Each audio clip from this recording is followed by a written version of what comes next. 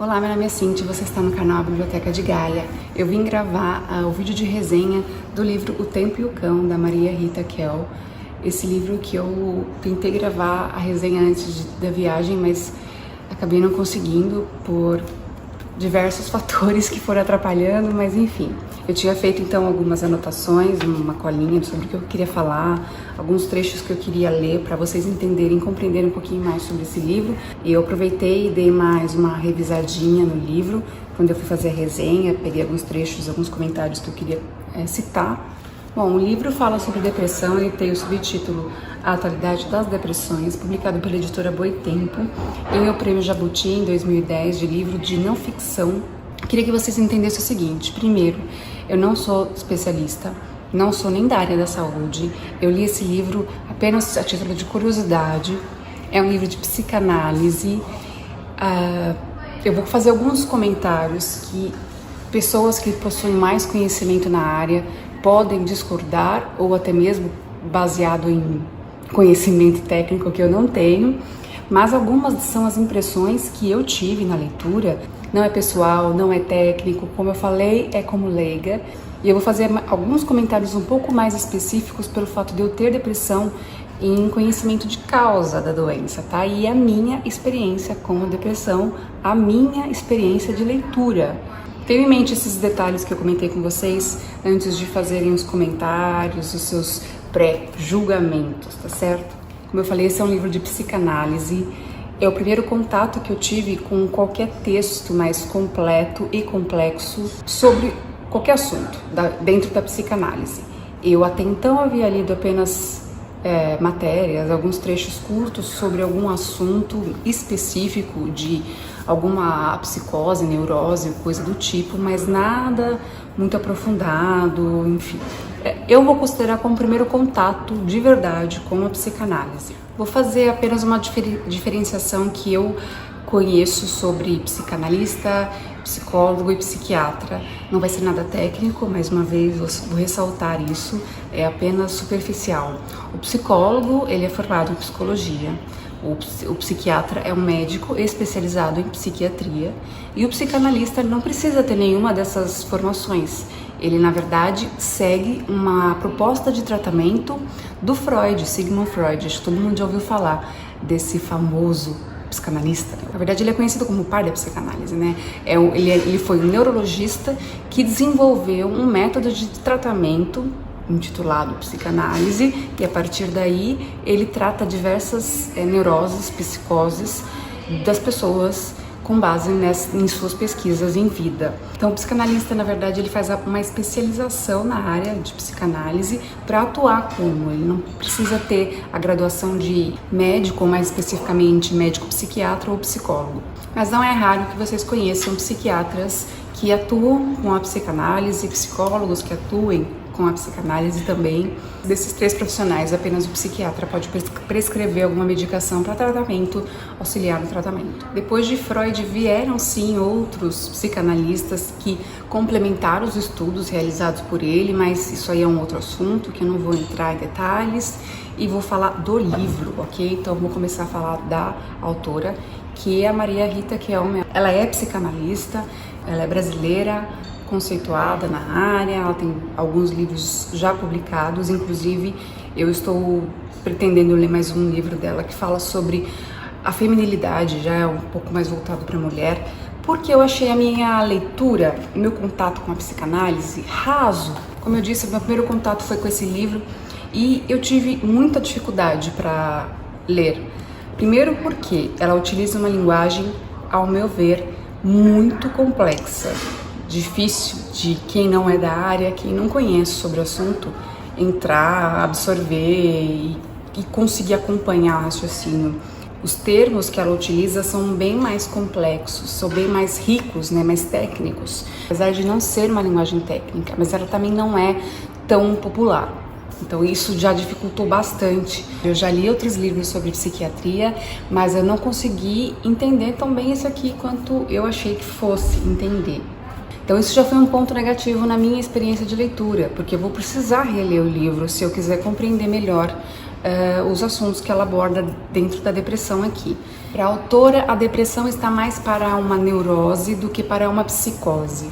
E eu vou explicar um pouquinho o que eu pesquisei da diferença entre esses dois termos de uma forma bem simples, tá? Para eu ler esses trechos que eu quero, eu vou precisar falar que essa edição que eu tenho é a segunda, porém é a terceira reimpressão de julho de 2019. Então, pode ser que haja uma diferença na página se sua edição é diferente, ok? Mas a minha é na página 14. Tenho constatado em minha prática analítica que aquilo que chamamos, sem grande precisão, de depressão é um quadro mais próximo da clínica das neuroses do que das psicoses. Quando um psicanalista ou um psiquiatra se refere a uma depressão psicótica ou endógena, é bem provável que se refira a uma melancolia, não a uma depressão. Isso vale inclusive para as depressões consideradas crônicas. As depressões participam das estruturas neuróticas, mas é preciso tentar compreender sua singularidade. Eu tenho também um print, eu tirei o print do site abc.med.br, em que explica o que é uma neurose e o que é uma psicose. Acho que é importante entender esses dois termos para não confundir e entender por que a depressão, do ponto de vista dela, se encaixa nesse aspecto. Não é só dela, ok? Mas vamos lá. Neuroses são transtornos de afetividade que levam as pessoas a experimentar sentimentos e reações motoras incomuns ou incontroláveis, com perfeita conservação dos juízos de realidade. Assim, um neurótico fóbico pode sentir intenso medo ante uma situação ou um objeto que ele saiba não representar nenhum perigo. Isto quer dizer que os neuróticos percebem e julgam a realidade como um todo, mas reagem a ela de uma forma diferente. Essa característica se distingue dos psicóticos, que exibem uma alteração do juízo de realidade. Em termos clínicos, isso significa que os psicóticos, em geral, apresentam delírios e os neuróticos não. A definição da psicose por esse mesmo site que eu falei para vocês é: a psicose não é uma doença específica, mas um conjunto de enfermidades reconhecidas pela psiquiatria, pela psicologia clínica e pela psicanálise como um estado psíquico no qual se verifica uma perda de contato com a realidade, trazido por alucinações e delírios nos períodos de crises mais intensas. Afora isso, o estado psíquico inclui também pensamentos desorganizado e paranoide, acentuada inquietude psicomotora, sensação de angústia intensa, insônia severa e comportamentos bizarros. Também é frequente uma falta de crítica ou de insight, que se traduz numa incapacidade de reconhecer o caráter estranho do próprio comportamento.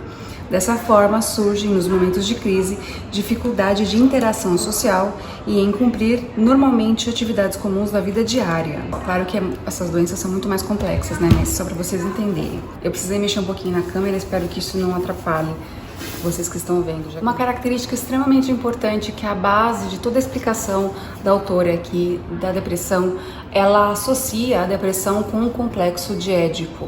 O complexo de Édipo, ele é meio delicado de explicar e tá aí uma das coisas que mais me deixou incomodada quando eu li sobre o assunto. Mas em resumo bem superficial, é um momento da vida em que o garoto, a garota, a criança começa a sentir atração pelo pai ou pela mãe durante seu desenvolvimento psicossexual. Então isso é uma explicação do complexo de Édipo bem superficial, tá? Se vocês quiserem saber um pouquinho mais, eu vou deixar um link aqui embaixo de um site mais confiável que explique melhor. Eu dei a definição de neurose e psicose, esqueci de citar exemplos de doenças desses dois aspectos, né? A psicose, um exemplo, anotei aqui alguns exemplos, é a esquizofrenia. Ela pode ser induzida por álcool ou uso de drogas também. Transtorno bipolar, são 3 exemplos que eu trouxe. Para a neurose, eu anotei aqui, além da depressão, o toque e a angústia, né? Ou TAG, transtorno de ansiedade generalizada. Mas existem outros, são só alguns exemplos. Uma das características que diferencia o depressivo é que a forma como ele interpreta o tempo é diferente da pessoa que não tem depressão. No trecho da página 17, ela diz assim, abre aspas: vivem em outra temporalidade os remanescentes dos antigos melancólicos, equivalente aos depressivos de hoje. Sofrem de um sentimento de tempo estagnado, desajustados do tempo sôfrego do mundo capitalista. Não que a razão de sua resistência seja política. 3 pontinhos, eu ponho um trecho. Mas se o que motiva a lentidão do depressivo não é uma intenção política, o efeito de sua incapacidade de colocar-se em sintonia com a urgência contemporânea acaba por oferecer resistência às modalidades de gozo oferecida. Um pouco mais abaixo, na página 18, entendo que o depressivo foi arrancado de sua temporalidade singular, daí sua lentidão tão incompreensível e irritante para os que convivem com ele. Ele não consegue entrar em sintonia com o tempo do outro. E a psicanálise, ela oferece a possibilidade de um reencontro ou encontro do sujeito psíquico com a temporalidade perdida. Aí na página 19 tem um outro trecho que, para complementar, né, essa proposta da psicanálise, é preciso convidar o depressivo a ter coragem de apostar em alguma construção de sentido para contrapor o vazio de sentido que o abate. Isso equivale a construir uma via que o represente como sujeito desejante. É a sensação que o depressivo tem de vazio constante, de falta de propósito na vida, de falta de razão de existência. Isso é muito comum, você ouvir o sujeito que tem depressão durante uma crise ou durante um período mais depressivo falar, afirmar isso. E o que abate a pessoa que tem depressão, na verdade, não é o vazio, mas é a falta de capacidade de compreensão por que ele sente um desejo constante de algo que ele não sabe o que é, não sabe como chegar a esse algo, e o que ele faz, não importa o que seja, ele não consegue descobrir, ele não consegue identificar. Esse vazio, ele é persistente e traz a sensação de inutilidade, muitas vezes para a pessoa que tem depressão, de que a vida não vale a pena, de que ele não tem nenhum propósito para estar no mundo, então por que ele vai continuar vivo? Tá? Então, o que incomoda o depressivo é esse constante sentimento de necessidade de um propósito. Então, esse vazio, ele existe, incomoda o sujeito depressivo, mas o que é pior na cabeça dele é não compreender por que esse desejo, por que ele precisa de algo, por que esse vazio existe dentro dele, sendo que muitas pessoas julgam-se felizes, assim, se forem analisar do ponto de vista de outras pessoas que estão ao redor. Fulano tem tudo na vida, conquistou tal coisa, por que tem depressão? Ou então é um absurdo, né? A gente sempre ouve um comentário parecido com esse. Principalmente quem tem depressão convive constantemente com alguém que tem depressão. E não tem uma explicação. O depressivo, ele quer saber muito mais do que você por que ele tem depressão. Porque não faz sentido para ele não quer ter depressão. Mesmo que ele culpe algumas características, ele vai sempre tentar buscar um porquê, um propósito para a doença ou para a sua vida, a fim de sanar esse vazio, preencher esse vazio. E ela ressalta também a importância de não confundir a melancolia com a depressão. A melancolia era um termo muito utilizado no passado para referir o que hoje a gente chama de depressão. Eu falei bastante disso, sobre essa questão no livro, na resenha que eu fiz do livro O Demônio do Meio-Dia, do escritor americano Andrew Solomon. Tem a resenha aqui no canal, vou deixar o link nos cards aqui embaixo. O livro é gigante, eu falei bastante sobre o assunto, mas a melancolia era uma das denominações utilizadas durante um período vasto que definia o que hoje a gente chama de depressão. E a autora afirma que é importante saber que melancolia não é depressão, não é um grau diferente da depressão que a pessoa possa ter, tá? Não tem nada a ver, é uma coisa distinta. E a depressão, tanto é que eu comento no vídeo de resenha do Demônio do Meio-Dia, alguns dos nomes que a depressão já teve. Doença da bile negra, doença da bile, melancolia, até chegar em depressão, que é crise nervosa, doença nervosa, enfim, ela teve vários nomes até chegar nessa denominação que nós utilizamos hoje. Aí a autora associa na página 22 a depressão como uma doença, um sintoma social, né? Ela diz assim, abre aspas, a depressão é um sintoma social porque desfaz lenta e silenciosamente a teia de sentidos e de crenças que sustentam e ordenam a vida social dessa primeira década do século XXI.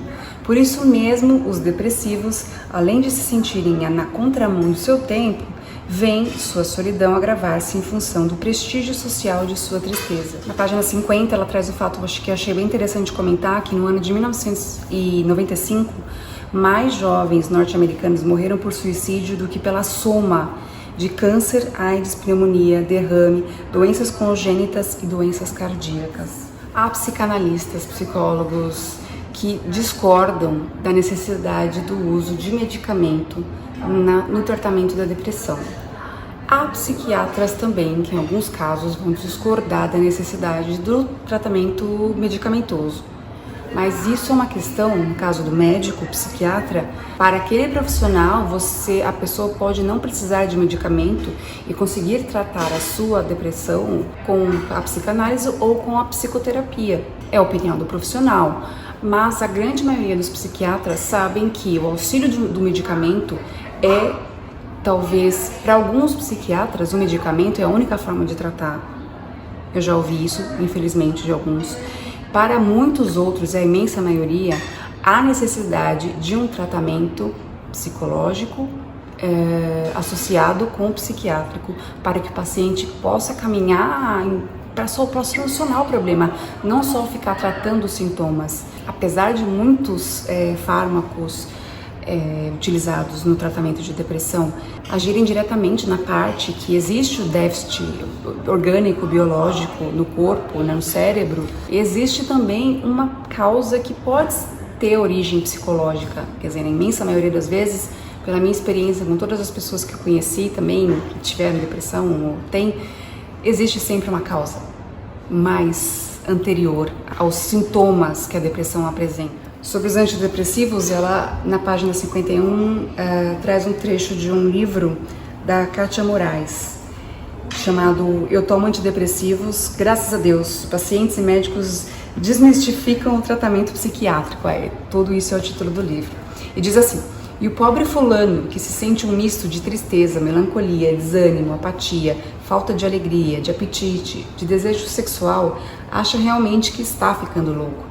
Ele não tem a mínima ideia, ou informação, de que pode estar com um desequilíbrio hormonal de serotonina, uma substância sedativa e calmante, que regula o humor, e de dopamina e noradrenalina, que proporciona energia e disposição. Sem eles ou com algum desequilíbrio deles, não dá para ser feliz, literalmente. Então aí vem a explicação da necessidade da medicação para tratar a depressão.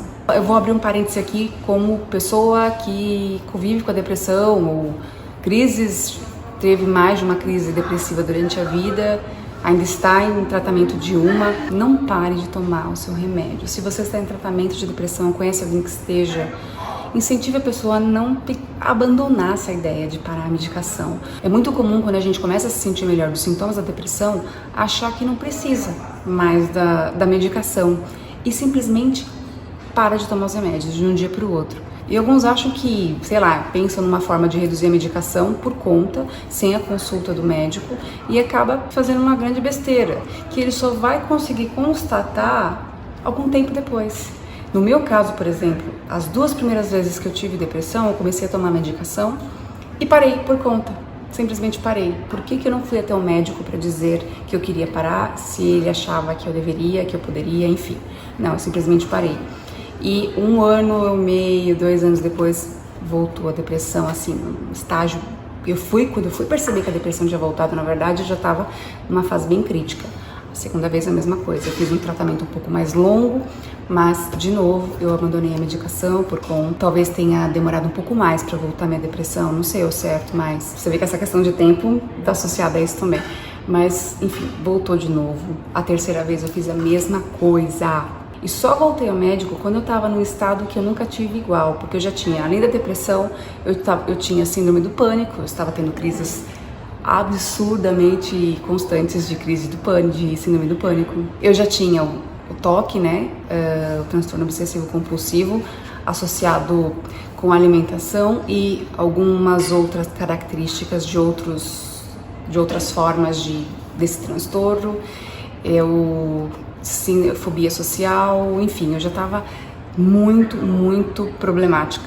E foi quando eu ouvi pela primeira vez do psiquiatra, que eu procurei nessa época, de que a minha depressão era crônica e que agora eu precisaria tratá-la pelo resto da vida. E comentei com vocês no vídeo do Demônio do Meio-Dia, de resenha, porque de alguma forma houve uma alteração na estrutura celular, neuronal, cerebral, que vai exigir dele esses medicamentos que impulsionem a produção ou que estimule a produção, o equilíbrio hormonal de, enfim, dopamina, noradrenalina e serotonina, como eu citei aqui. Durante o livro, a autora vai trazendo trechos de diferentes psicanalistas profissionais, psiquiatras ou até mesmo psicólogos que trouxeram alguma explicação, alguma proposta de tratamento, alguma afirmação a respeito da depressão, e ela vai apresentando pra gente tanto o autor em si, a pessoa, quanto cita a obra, às vezes até o trecho da obra. Mas ela trouxe aqui o psiquiatra norte-americano, um trecho falando sobre o psiquiatra norte-americano Peter Kramer, que no final da década de 90 afirmou que não há nenhuma razão para que as medicações do bem-estar, entre aspas, sejam ministradas apenas àqueles que se dizem doentes. Aí, secundado no Brasil pelo psiquiatra Valentim Gentil Filho do Hospital das Clínicas de São Paulo, Kramer defende uma medicina de comportamentos. Já não se trata de tentar curar o sujeito, nem mesmo a pessoa.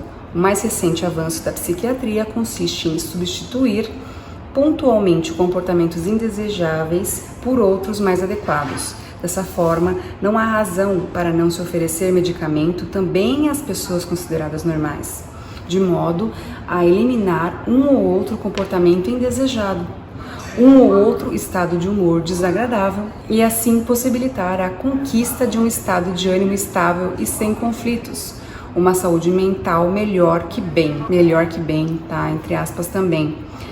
Aí, o psiquiatra André Green fez um comentário que eu achei genial. Ele qualificou essa corrente pragmática de psiquiatria veterinária.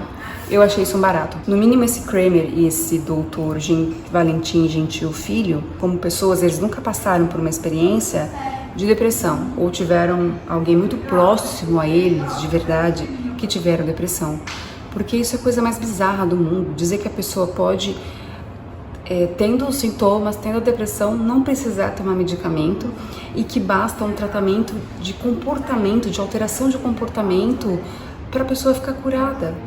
Cara, aí eu fiz até um comentário aqui, dizendo assim, porque na prática o depressivo ele não consegue assim, vou mudar o meu comportamento. Não é assim, não existe isso. Eu lembro de momentos específicos durante as crises depressivas em que eu lutava para conseguir tomar banho. Porque tomar banho, primeiro que eu nem lembrava, segundo que não tinha necessidade, uma pessoa que não quer viver, por que ela vai pensar em tomar banho, né? Outros têm coisas parecidas com a alimentação, deixam de comer ou comem exageradamente, enfim. Esse doutor André Green, falou tudo, é uma psiquiatria veterinária, porque isso é um absurdo. E na sequência ela traz aqui alguns dos sintomas que o paciente depressivo alega, né, pode alegar ter, talvez todos, ou apenas alguns deles, não é necessário ter todos para qualificar como depressão, isso de acordo com a OMS, que é a Organização Mundial da Saúde. Alguns dos sintomas são o estado de ânimo mesmo da pessoa, de depressiva, sabe aquela pessoa que parece que está se arrastando, a perda de interesse ou capacidade de sentir prazer nas coisas, insônia, fadiga, sentimento de culpa e de inutilidade, diminuição do apetite, das funções sexuais, da sociabilidade, do pensamento, por exemplo, indecisão e incapacidade de concentração. Sintomas frequentes também, como se sabe, entre neuróticos obsessivos e de capacidade de trabalho e assim por diante. O que inclui também transtornos existenciais. A vida deixa de ter sentido, é como se não valesse a pena viver, então por que você vai se preocupar em comer, em dormir, essas coisas? A questão temporal volta aqui novamente, na página 57. Transtorno da percepção temporal revelados por aqueles que sentem que o tempo cotidiano, sem a sustentação de uma fantasia a respeito do futuro, tornou-se um tempo estagnado, um tempo de que não passa. Isso aconteceu comigo, porque, por exemplo, quando eu me dei conta, eu já estava com 30 anos. As coisas que eu fiz foi meio piloto automático, ou foram arrastadas, ou foram, sei lá, que eu podia ter feito muito mais, que eu sabia que tinha capacidade para ter feito muito mais e não fiz. Para encerrar esse vídeo que já tá gigante, eu vou comentar um pouquinho as minhas percepções gerais do livro, tá? Eu entendo porque que alguns psicólogos e até mesmo psiquiatras não gostam da psicanálise. Faz muito sentido para mim.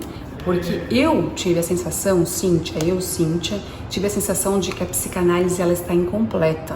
ela não me convenceu por alguns argumentos que, na minha visão, ou estão ultrapassados demais, tá?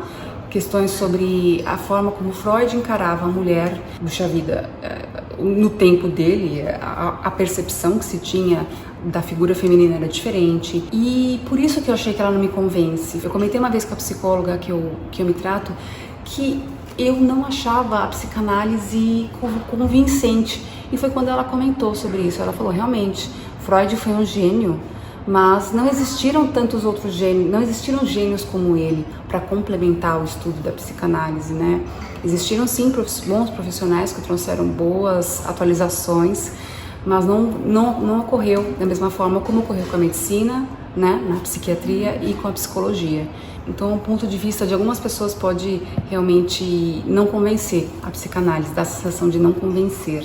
Como eu disse, eu achei que é um livro bem complexo para leigo, e eu acho que ele deveria ter uma linguagem um pouco mais simples, ou então ela reintroduzir você em algumas terminologias, ou a forma como ela explica algumas coisas antes de retomar, porque é complicado. Eu achei que a linguagem está muito complexa para leigos. E eu tive a impressão de que em diversos momentos a autora não se esforçou para deixar a linguagem mais acessível, que ela manteve toda a parte técnica. Isso dificultou bastante a minha experiência de leitura. Eu tenho certeza que vai dificultar para alguns também, mas para outros pode ser que seja muito mais fácil, né? Acontece. Então, para alguns, essa pode ser uma obra parcial e tendenciosa, tá? Então, cuidado com isso. Não dá pra gente acreditar 100% em tudo que lê, porque pode ter pontos de vista diferentes, e eu percebi que isso acontece aqui. Ela traz o ponto de vista dela, afinal, ela que tá escrevendo o livro, mas questione. E eu encerro dizendo que eu preferi a experiência de leitura que eu tive com O Demônio do Meio-Dia, e achei muito mais fácil de compreender, apesar de ser um livro que, primeiro, vai para o aspecto psiquiátrico e não psicológico ou psicanalítico. Segundo, ele vai de A a Z da depressão. Ele não dá uma geral, como aqui faz. Então, ele vai desde os primeiros sintomas, lá nos primórdios, com os primeiros filósofos que estudaram, vai até as medicações mais atuais, experiência própria, traz relatos de pessoas que vivenciaram ou vivem a depressão, vai para tratamentos alternativos. Enfim, é um livro muito mais completo sobre a depressão, mas ele foca mais na psiquiatria, o que para mim fez todo sentido, porque você tem um embasamento muito extenso ali, né? Diferente do que a gente consegue comparar na psicanálise. Se eu tive a sensação de que não me convence porque falta algo, imagine para alguns profissionais que não concordam também com o tratamento através da psicanálise. Não é que esse livro não seja embasado, a psiquiatria é uma ciência, né? Então, assim, tem muita coisa ali, e tem uma complexidade que você consegue ir ponto a ponto dessa complexidade. Não tem um exame laboratorial ou exame de imagem que você possa fazer, nem tomografia, ressonância magnética para saber se você tem depressão ou não, apesar de que no Demônio do Meio-Dia ele comenta de alguns estudos falando que existem sim algumas formas de identificar uma diferença na estrutura cerebral de pacientes depressivos, mas enfim, é algo que está sendo estudado ainda, não é? Se você já leu esse livro, comenta aqui embaixo, me diz o que você achou, as impressões que você teve, o que você sentiu. Se você discorda de mim, pode comentar à vontade. Se você tem outras sugestões de leitura que fale da depressão, mais especificamente dentro da psicanálise mesmo, pode ser, mas por favor, com educação, com respeito, né? Sejamos civilizados. Eu prefiro livros que falem da depressão do ponto de vista mais psiquiátrico, tá? E até mesmo a forma de escrita do Andrew Solomon fez com que eu me sentisse mais confortável, e eu acho que ela é mais acessível a qualquer pessoa do que o livro O Tempo e o Cão, da Maria Rita Kell, certo? Mas essas são as minhas impressões, então fique à vontade para comentar aqui embaixo quais são as impressões que você tem sobre esse assunto, e a gente se vê no próximo vídeo aqui na Biblioteca de Gaia.